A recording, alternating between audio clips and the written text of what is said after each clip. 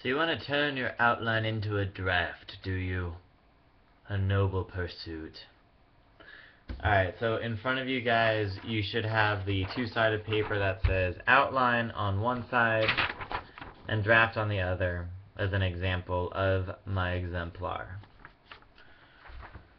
So I drafted just the first paragraph, my introduction, for you guys.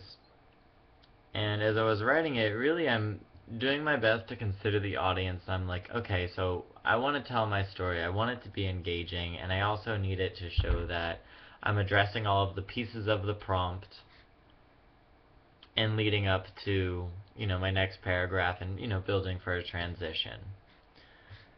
So turn over to the draft side, and I ended up writing my introduction kind of like a movie trailer where they show the action kind of in the middle of it.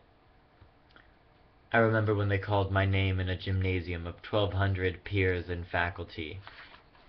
And you'll see if you turn back over to my outline how I mentioned, like, okay, I want to generally address the prompt, but in section A, it says I want to give a few words about the setting, the when, where, the what. My audience needs to have a sense of that.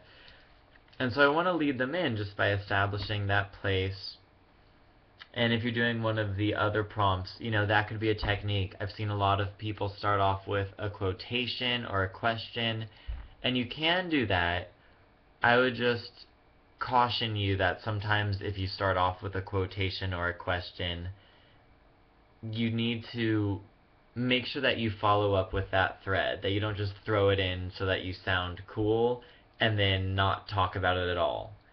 Because after however many hundreds or thousands of the personal statements that these college administrators read, they're going to be pretty bored of that. So if you have a really good quotation and it directly applies to the rest of what you say, and maybe you come back to it when you're making your conclusion about what you learned from your belief that you challenged or how it impacts your sense of self-identity, like, okay, cool.